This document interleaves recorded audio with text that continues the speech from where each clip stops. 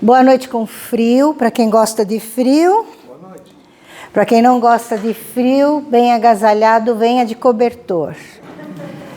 Então vamos já iniciando aqui mais um encontro nesse outono sudeste brasileiro extremamente diferenciado, onde de repente a temperatura cai e daqui a pouco chega o inverno e vai estar calor.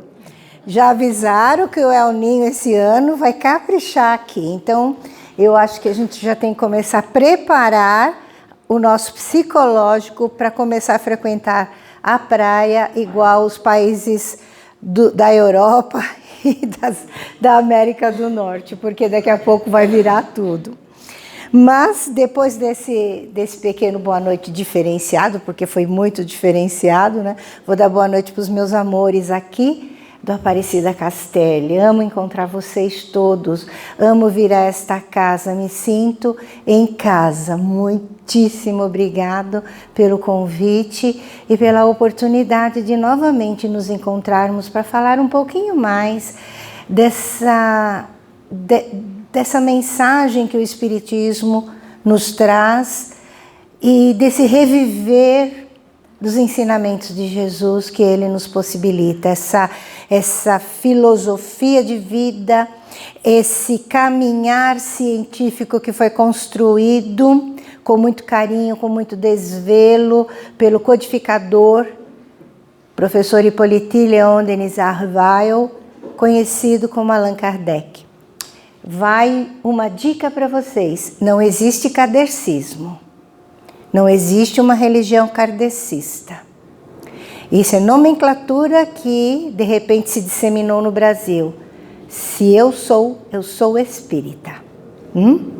Então vamos lá, vamos conversar um pouquinho sobre um trecho do Evangelho segundo o Espiritismo, capítulo 5, Bem-aventurados os aflitos, itens 23 e 24. Supondo eu que todos vocês têm vindo aqui desde o primeiro item do capítulo, e esse é o capítulo mais longo do Evangelho. Então eu estou supondo aqui que todo mundo está vindo e está sabendo exatamente o que foi o item 22 e o que vai ser depois o 25, e o que foi o 21 e que foi o 20 e que será o 26. Por que isso? Porque a nossa tendência é buscar a resposta para aquilo que estamos querendo, mas a resposta do jeito que a gente quer que ela venha. E daí eu abro o Evangelho muitas vezes ao chamado acaso, e não vai cair isso que a Helenice falou hoje. Aliás, o que a Helenice vai falar hoje parece que nem aparece, né, nesses 2 itens desse capítulo do Evangelho. Mas esse capítulo é absurdamente maravilhoso, porque ele reúne toda a consolação que a orientação que Jesus deixou para a gente. Ele também não deixou uma religião. Cristianismo foi criado depois de 200 anos que João Evangelista já tinha voltado para a pátria espiritual. Não foi Jesus. Cristo era um título dado, um título religioso relacionado a ser um ser maior, um ser que veio para nós, para trazer uma mudança necessária, que na época era encarada de uma maneira diferente. Mas este Evangelho e este capítulo do Evangelho é extremamente completo, é consolador, ele responde questionamentos. É isso mesmo, vocês olhem para a criançada entrando que vai receber assistência, tudo sorrindo. Eu não estou vendo ali ninguém entrando com carinha de dor, chorando. Todos eles estão dando um exemplo maravilhoso para nós, né? O de respeito e amor a si mesmos. Nós devemos imitá-los, não na irresponsabilidade, tá? Fique bem feito. Temos que assumir as nossas responsabilidades. Então, voltando à questão do Evangelho, o item 23 fala de tormentos voluntários e o 24 fala de desgraça real. Pai do céu, que terminologia é essa? Que nomes são esses? Que tema é esse, né? O codificador do Espiritismo, Allan Kardec, tomou o cuidado de, depois de fazer todo o apanhado, toda a orientação que os espíritos, a partir da equipe do Espírito da Verdade, transmitiram para ele, de encaixar direitinho todas as orientações para que a gente entendesse na sequência. E ele fecha esse capítulo exatamente naquilo que a gente precisa refletir, que é o porquê das nossas dores, o porquê dos nossos sofrimentos. A nossa tendência é, como espíritos teimosos, como espíritos renitentes no erro, que estamos aqui de novo no planeta Terra, de novo sim, ninguém aqui foi criado ontem pelo Criador. Todos nós, por baixo, devemos ter aí umas 10 mil encarnações, por baixo, né? Um dia a gente foi ameba. Quando Jesus tomou para si o cuidado do planeta Terra, ele já era 4 bilhões e meio de anos mais evoluído que a gente. E se a gente conseguiu chegar no século 21 ainda como um status de planeta de provas e expiações, eu acho que ele já está muito mais de 4 bilhões e meio de anos à nossa frente. Nosso governador planetário, nosso modelo e guia. E aí, quando a gente se dá conta de espíritos eternos, espíritos teimosos, a gente começa a refletir que não fica assim tanto porquê sem resposta. Na verdade, as respostas todas estão ali na nossa frente. É que aquela criança, não essa linda que entrou aí agora, mas aquela criança que não teve o seu desejo atendido, que ainda carrega em si frustrações de expectativas que ela gerou e não tem jeito, até muitas encarnações para diante nós vamos continuar gerando expectativas, porque esses somos nós. É aquele momento que a gente não faz, é colocar a expectativa no nível alcançável. A gente gera expectativa ali, ó, lá em cima, não dá para alcançar. E o pior de tudo isso é que a gente gera a expectativa em relação ao outro. E ninguém tem que atender a expectativa de ninguém. Nem eu sua, nem vocês as minhas. Porque cada um é dono de si, cada um é que sabe dos seus sonhos, cada um é que sabe dos seus enfrentamentos.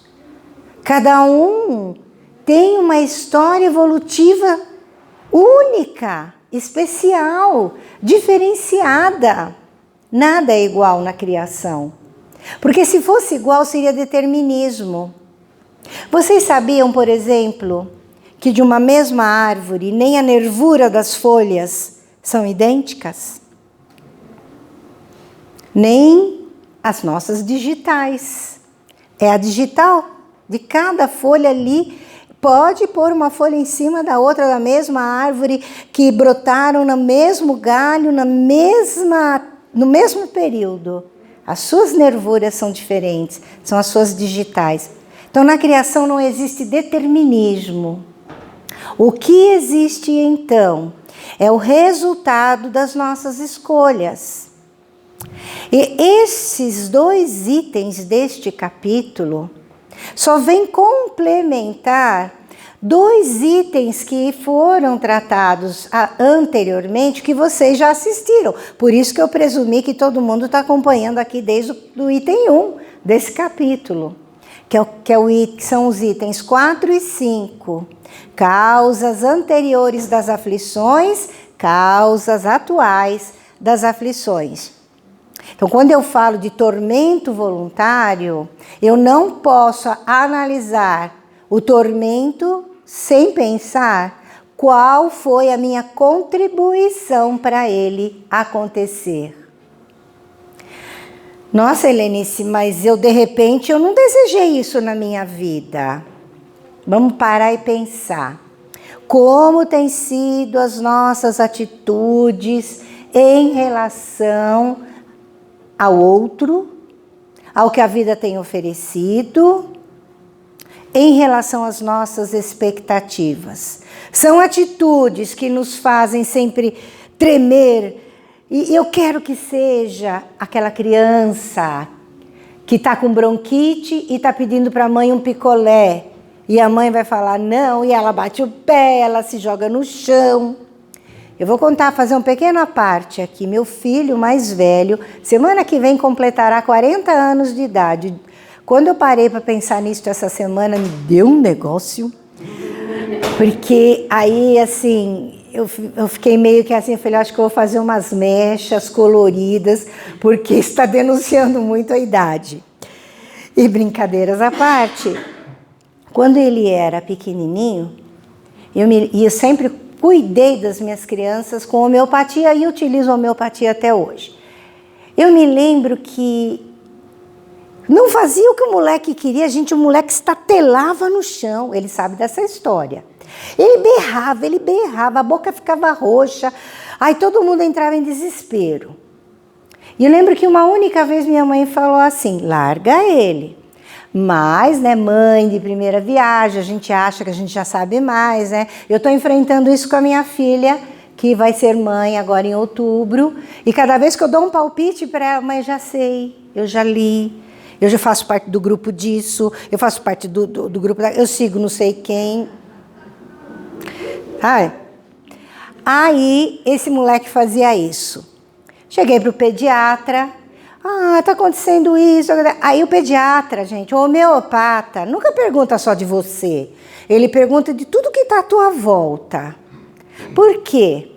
Porque ele precisa entender o contexto sociofamiliar onde você está inserido, para poder entender o contexto psicológico, familiar e pessoal ali na frente dele. Para entender meio que assim o comportamento daquele paciente dele.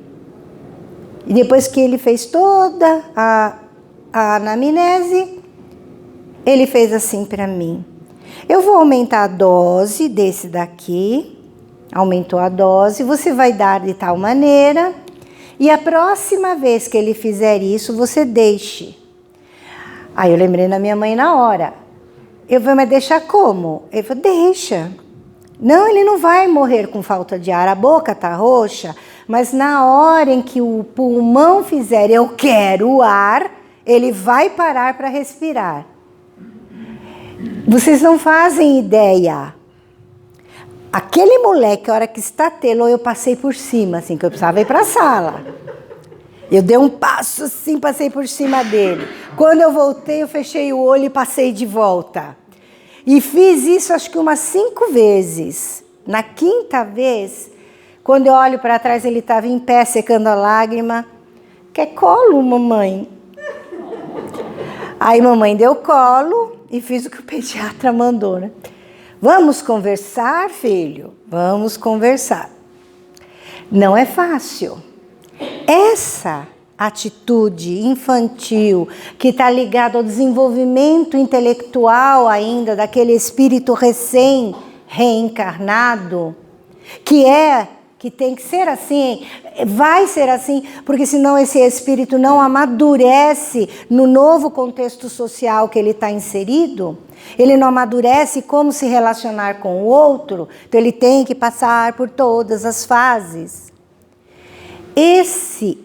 Quando não trabalhado, devidamente compreendido, devidamente orientado, vai virar uma frustração e vai ficar ali escondidinha.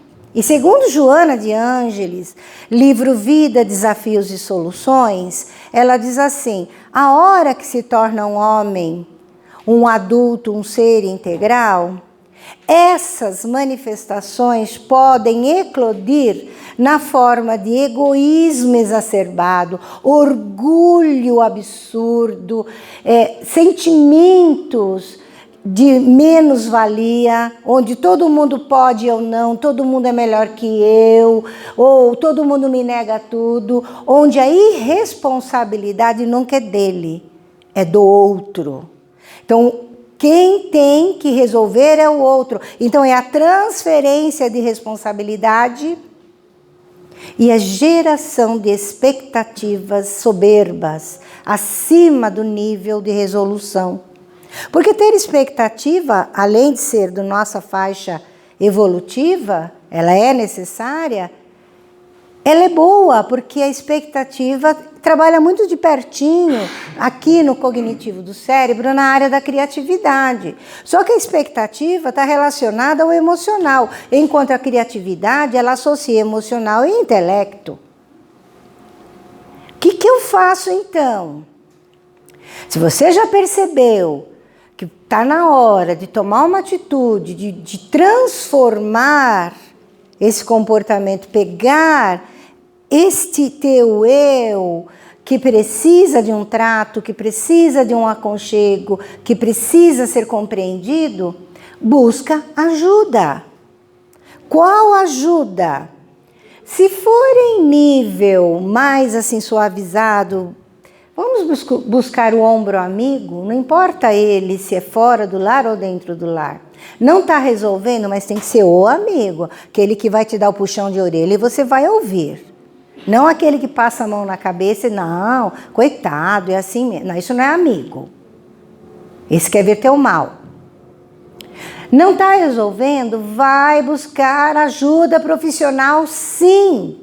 Qual que é o problema de entrar na sala do psicoterapeuta, psicólogo, psicanalista, terapeuta de forma geral e conversar? Qual é o problema de procurar um grupo de apoio, onde muita gente está apresentando a mesma situação que eu, e às vezes no depoimento do outro eu já encontro muito daquilo que precisa ser trabalhado em mim mesmo.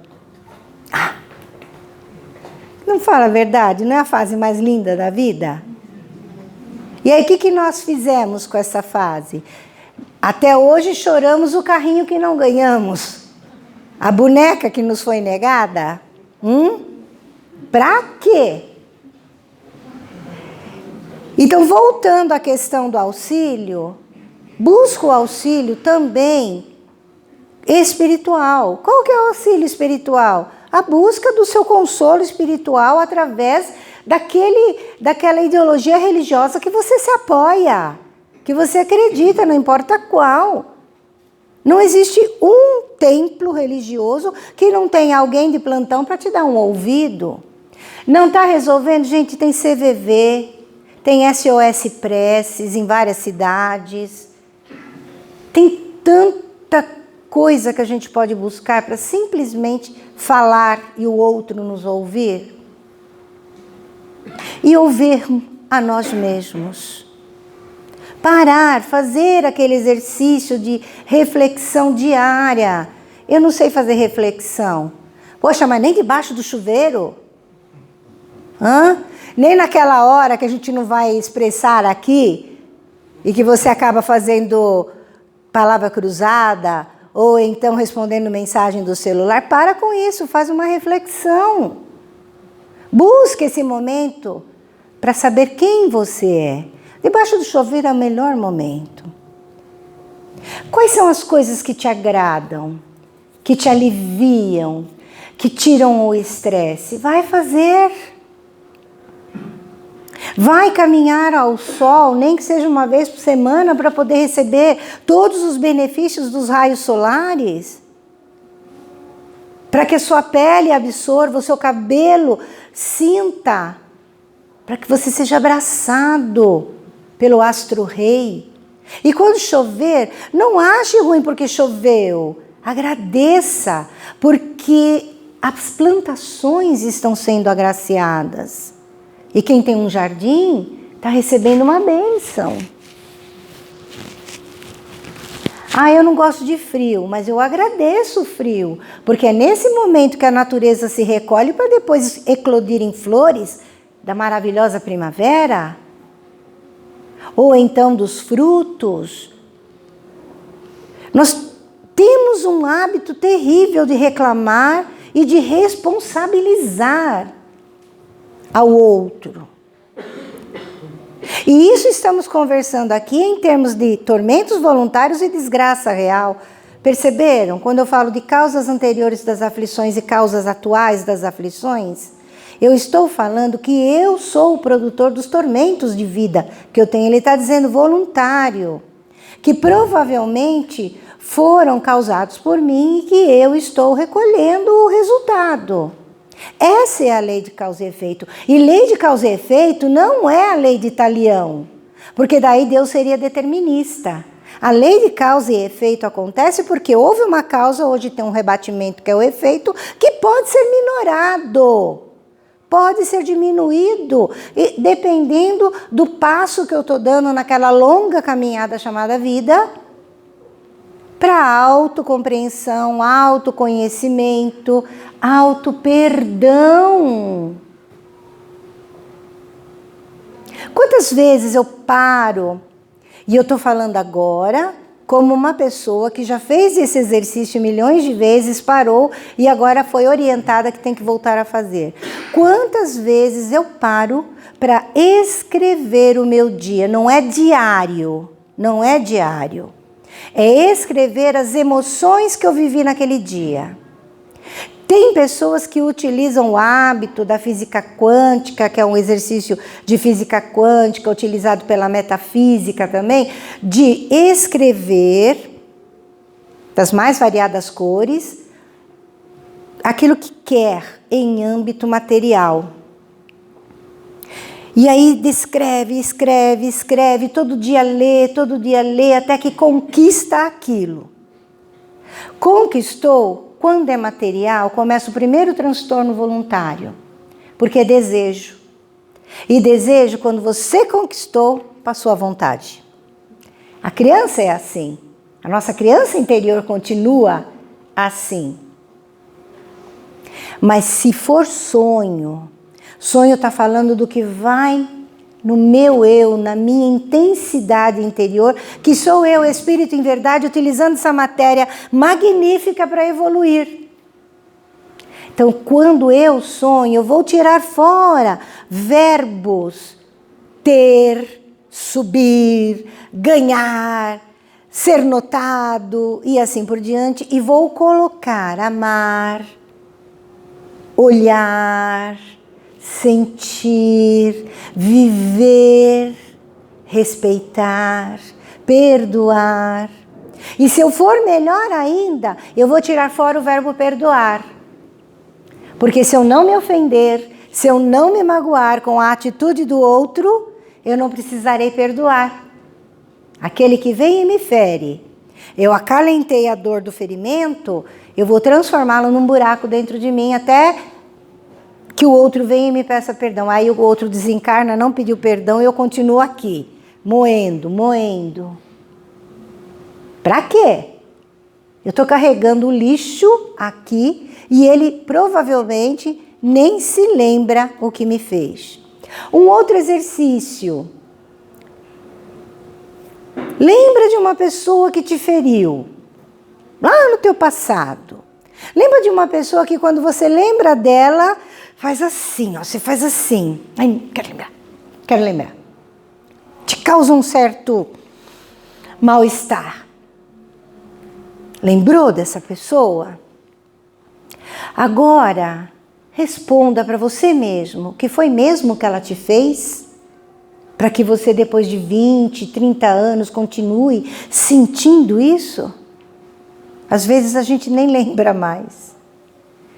E aí a gente está carregando aquele mesmo lixo. A criança interior ferida, que acha que precisa receber total atenção, porque ela é melhor, porque ela é maior, porque ela está ali e tem que ser amada pelo que ela é, mas não ama os outros pelo que eles são. não aceita. Isso não dá, não gera convivência pacífica. E da mesma forma que não vai gerar a convivência pacífica, vai se transformar numa situação em que eu não sou agraciado pelo bem. Assim penso eu. A desgraça. Na verdade, o espírito que passa a mensagem, que é Madame de Girardin,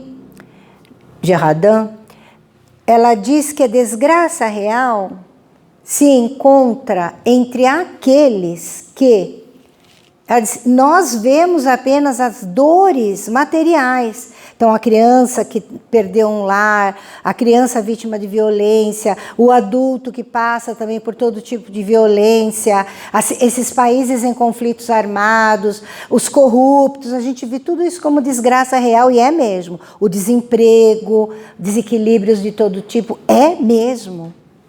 E estão aí para nos ensinar alguma coisa e principalmente para nos ajudar naquilo que no finalzinho o Tarcísio falou, no exercício da prática do bem, que é a terceira condição para eu evoluir.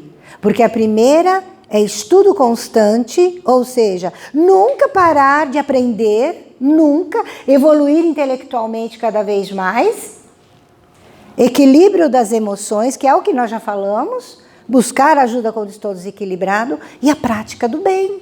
São as três características necessárias para que a minha evolução aqui caminhe ordenadamente. Então, ela fala que a desgraça real vai muito além daquilo que os olhos enxergam. Isso tudo é. Mas e aquele que se perde num processo de solidão que ele muitas vezes se impôs e vai se alimentando e se alimentando e se isolando, se deixando conduzir a ponto até de tentar o autoextermínio. Ou então daquele que se isola do convívio familiar e depois do convívio social e acaba sendo esquecido e reclama depois quando a família não quer saber de lhe levar cuidados. Lógico, não tratamos aqui das familiares irresponsáveis que pegam seus idosos e depositam em lugares chamados lares. Falamos aqui daqueles que se permitem ser assim, que se permitem essas situações. Tudo é escolha e tudo tem resultado.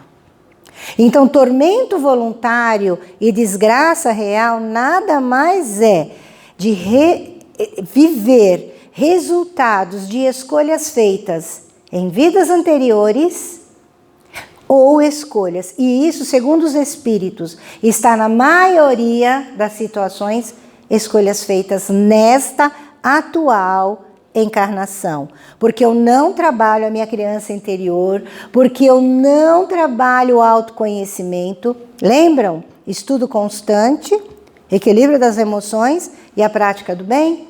Porque eu sequer tenho vontade de olhar a dor do outro e aprender com ela.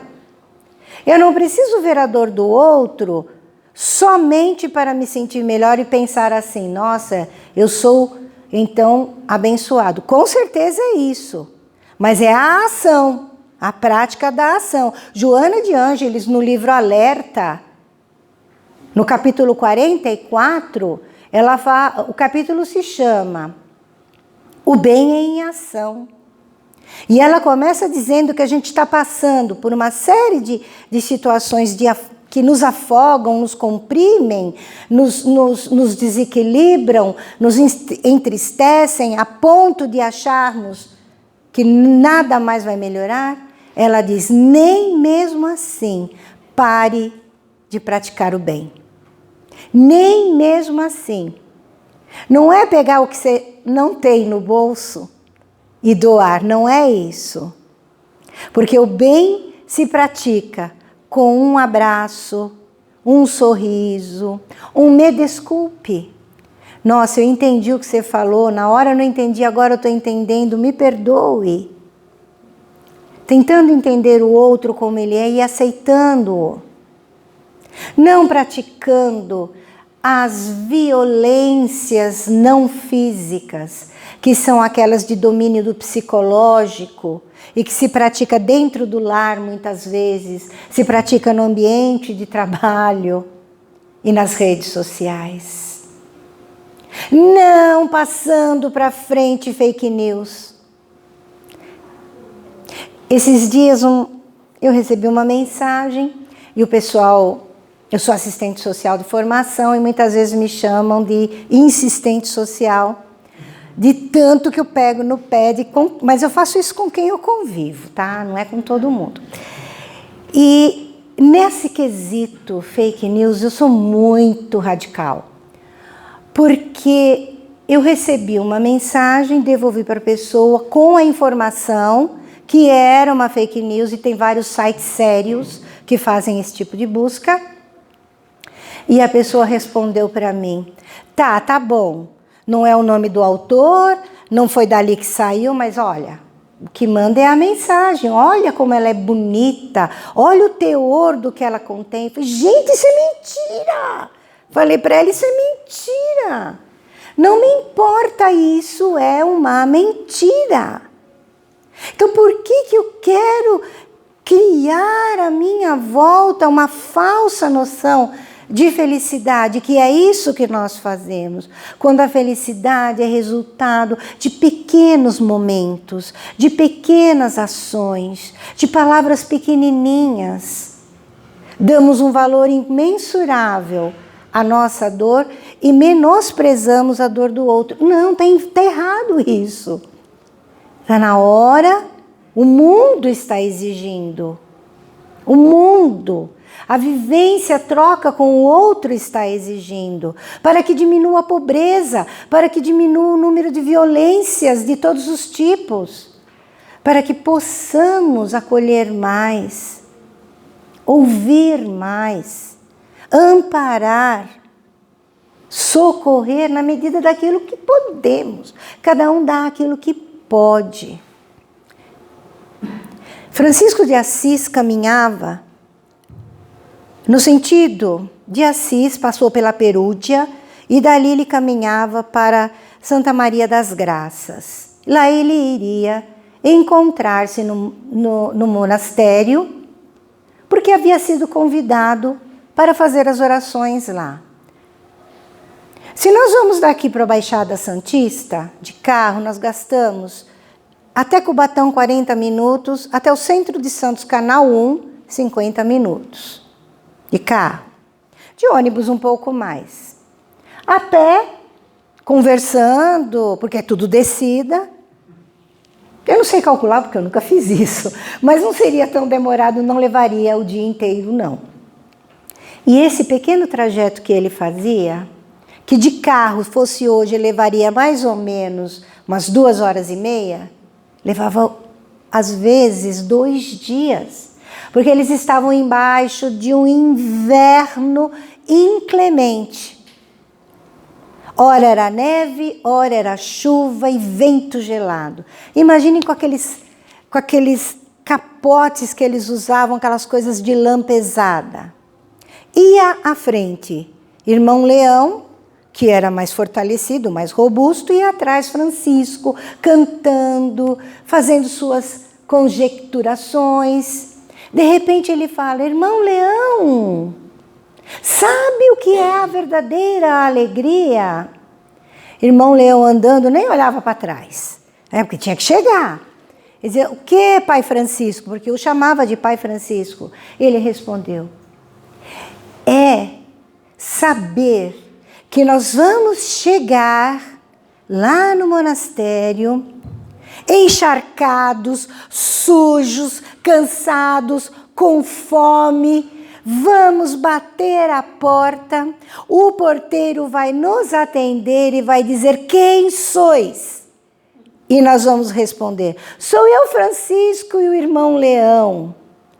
Vós sois 2 vagabundos, 2 ladrões que querem nos usurpar. Fora daqui.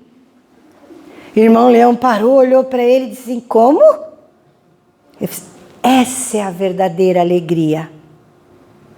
Porque nós vamos, neste momento, entender que este porteiro não nos conhece, que parece que ele está nos prejudicando, mas está nos fazendo ver que ele não tem culpa. Então, a verdadeira alegria é perdoar, é amar independente do que nos foi feito. Irmão Leão não se convenceu muito bem, continuou andando e Francisco conjecturando e repetiu isso várias vezes. Quando chegaram no monastério, bateram a porta. Irmão Francisco, olá, sou o irmão Francisco, este é o irmão Leão. E o porteiro novo falou tudo aquilo que eu falei para vocês. Fora daqui! E fechou a portinhola. Aí Frei Leão olhou para ele. O senhor sabia que isso ia acontecer? E Francisco cantava e começou a nevar. E começou a nevar muito forte. E Francisco cantava e dançava, erguia os braços e cantava. Eu imaginei a cena na hora que eu li o texto. Resumi bastante, eu só contei o último parágrafo. E aí, irmão Leão começou a ver aquilo, começou a se desesperar. Tormento. Instalou em si, nós vamos morrer de frio, de fome. E já foi até Pai Francisco, abraçou, falou, Pai Francisco, o que está acontecendo? Enlouqueces. Ele, por quê? O senhor está a cantar, está todo feliz, e nós aqui vamos morrer de fome, de frio, porque o porteiro não vai abrir. Pai Francisco parou, olhou para ele e disse, irmão Leão, esta é a verdadeira alegria. Não fomos compreendidos, não desejamos o mal por não termos sido compreendidos. Para que nos afligir se nós estamos do lado do bem? Veja que a maior alegria deste momento é porque estamos sós. Entendeu menos ainda? Olhou para ele, como assim? Estamos sós? E ele respondeu, estamos sós, mas sob os cuidados integrais, totais e simplesmente só nosso do Criador. Somos nós e Ele. Quando Francisco acabou de falar, parou de nevar. A portinhola do monastério se abriu e de lá de dentro uma outra voz gritou, Pai Francisco, me perdoe, o porteiro não lhe conhecia. E levou os 2 para dentro. Os tormentos, as desgraças, vão ter o tamanho que a gente quiser que eles tenham. O valor que nós dermos para as dores que estivermos vivendo, é que vai estabelecer se amanhã eu vou viver em plena alegria ou em profusão de lágrimas de dor. Que tenhamos ainda uma excelente semana, com muito aprendizado, já nos preparando para o monastério que vai fechar a porta, né? E que saibamos, como Francisco, cantar embaixo do frio e da neve. Muito obrigada, Casa de Aparecida Castelli. Muito obrigada a todos.